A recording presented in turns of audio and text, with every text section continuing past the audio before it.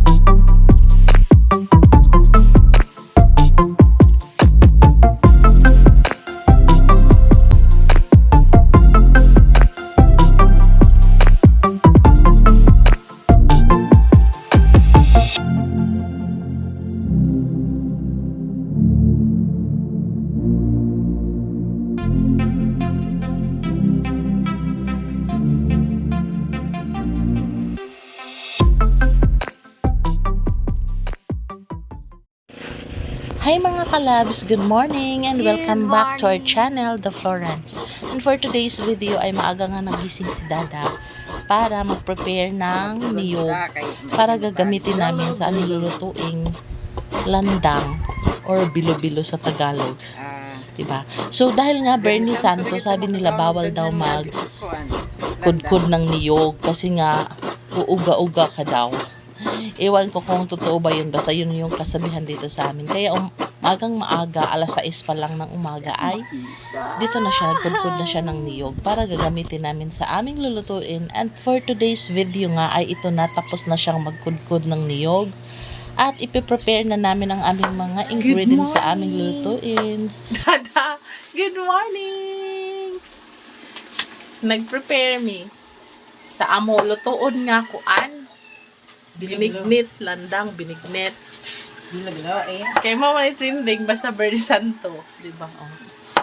Siya. Muna yung uso basta Bernie Santo, na siya na landang, binignit. Naa si nanay, si bunakmak. So, muna yung magibuhat ron, no? Saging, naka-slice na. Tapos ka nang ikuan kamote.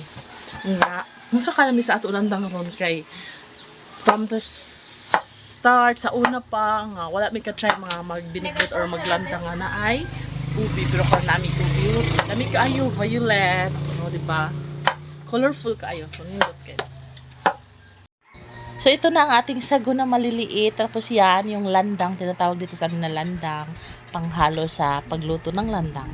Kamuti, ubi na violet, at syempre ang ating karlang dito sa amin, at syempre yung ating slice na saging, at yung colorful na sagu, o diba? Sagu. Ang daming ingredients mga lalabs, nakakatakam tingnan, kahit hindi pa siya naluto. At syempre, hindi na tayo magtagal pa, no? Umpisahan na nating magluto. So, ito yung unang ginawa ko, yung pangalawang gata. Ito yung pangalawang gata, ito yung gagamitin ko para palambutin ang ating mga ingredients, lutuin ang ating mga kamuting kahoy, ubi at iba pang sangkap. Ayan. Tapos, itatabi natin ang ating unang gata para gagamitin natin mamaya para mas malapot ang ating lulutuing landang. Ayan, ipinaghalo ko na lahat ng ingredients. Yung medyo matagal maluto, inuna ko na paglagay sa kaldero. Siyempre, for today's video ay medyo social tayo ng kaunti. Dito tayo sa stove magluluto, hindi na kami gumamit ng kahoy kasi nakakapagod na pag magkahoy pa tayo para mas madali din maluto kasi tatakam na kaming kumain. So ayan, antay-antay lang tayo ng mga ilang minuto lang mga lalabs. Tapos ito yung ibang ingredients na hindi ko pa nilagay. Ito yung mga ingredients na medyo madali lang siyang maluto. So ayan, kumulo na siya. So inilagay ko na din yung kamote. Tapos syempre isusunod natin ang ating obi na makulay. Obi na makulay, at syempre yung ating colorful na sagu. Ayan, ilalagay ko na. Ay, halo-halo lang, ganito lang siya kasimpleng lutuin, halo-haloin mo lang talaga. At syempre ang ating saging, yan ang saging. So medyo marami itong niluluto namin kasi dito nga sa amin pag nagluluto ng landang, binignit, bilo-bilo, ano pa bang tawag dito, ay kailangan maramihan talaga kasi hindi naman pwedeng tayo lang kakain. Siyempre, mamimigay tayo sa ating mga kapitbahay para happy ang lahat, o diba? Kasi merong mga kapitbahay na hindi naman luluto ng landang. So, bibigyan na natin para naman makatikim din sila. Ayan, naluluin lang natin at syempre, antayin ng mga ilang minuto pa. Siguro maluluto to ng almost 45 minutes kasi depende sa apoy. O ayan, hantayin lang natin kumulo ulit. So, diba, ang daming sangkap.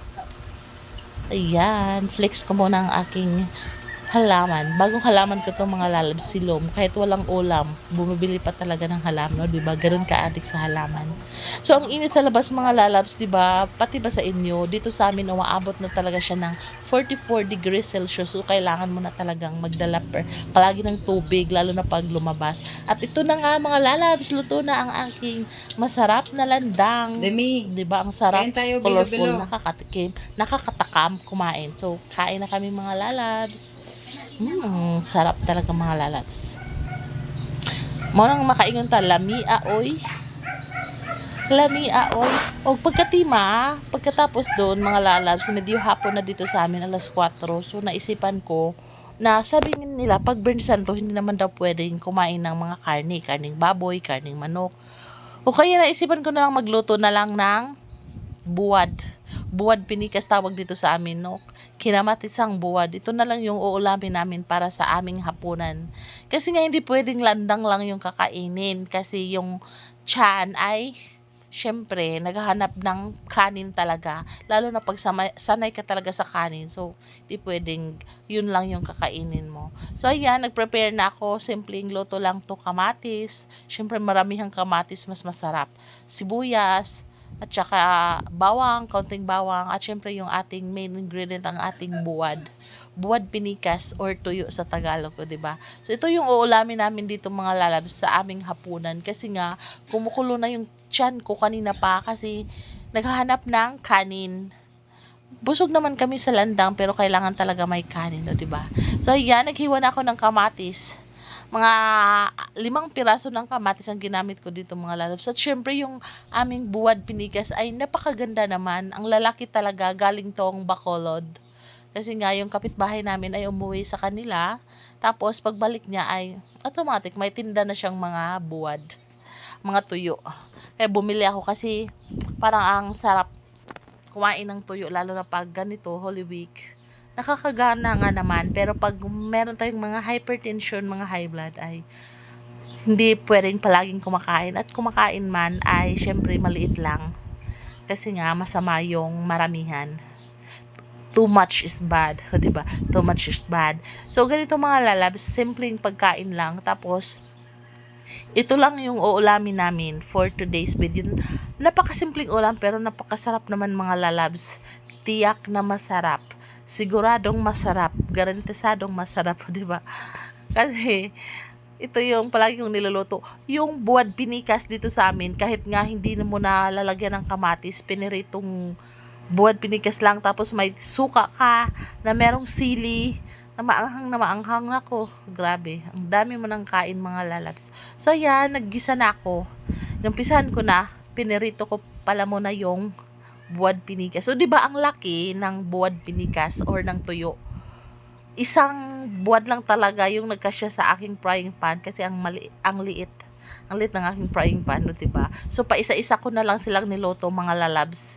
After ng isa, magluto naman tayo ng pangalawa, pangatlo, pang-apat kasi hindi pwedeng isa lang din yung lulutuin para mas masarap kasi pag naabutan ng kinaumagahan, masarap, iinitin na lang. So, ayan na mga lalabs. Ginisa ko lang yung ating kamatis. Syempre, kamatis yung uunahin ko. Ito yung paggisahin natin. Gisahin natin ng mabuti. So, after ng kamatis, pag medyo na siya, yung parang naghihiwalay na yung kanyang laman at kanyang mga buto, ay pwede na nating igisa ang ating sibuyas. So, sibuyas at bawang lang talaga pampabango. Tapos, syempre, dahil maalat tong ating buwad pinikas or tuyo, ay kailangan natin lagyan to ng asukal para hindi naman masyadong maalat. Masama kasi yung maalat. So, hindi ka nakakakain ng maayos pag sobrang alat talaga. So, yan na lang yung gagawin natin. Lalagyan natin ng asukal mamaya pag timpla. So, ito na siya mga lalabs. Habang niluluto ko to ay natatakap na talaga akong kumain. Tapos ang bango-bango pa. Kung naaamoy nyo lang, kung nandito lang kayo. Diba? So, ayan na ang sibuyas. So, konting gisa lang, hindi naman masyadong, yung nagtatranslucent. Nagtatranslucent ng kulay ng ating sibuyas, ay ilagay na natin ang ating bawang. So, ayan. Konting bawang lang din mga lalabs.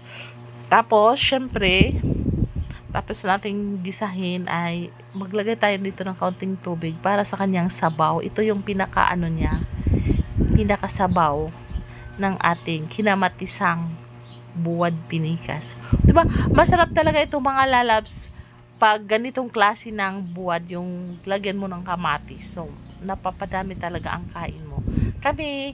Palagi kaming nagluluto nito, pero hindi naman pwede araw-araw. Siguro sa isang buwan nagluluto kami twice ng ganito kasi nga hindi man tayo pwede.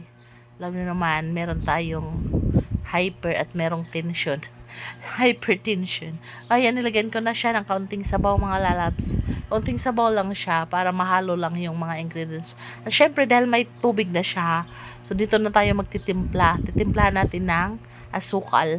Pambalansin ng lasa mga lalabs para hindi masyadong maalat yung ating ulam for today. So ito na, nilagay ko na yung buwad pinikas. So, 'di ba ang lalaki talaga nila mga lalabs. So baka nagtaka kayo kasi nagkasya na yung 4 na piraso ng buwad kasi nga pinalitan ko na yung frying pan, yung medyo mas malaki yung ginamit ko na. Kanina pagprito ko ay yung maliit ang ginamit ko. Ayan na siya mga lalabs. So 'di ba ang sarap na niya. So solved na ang aming hapunan for today's video.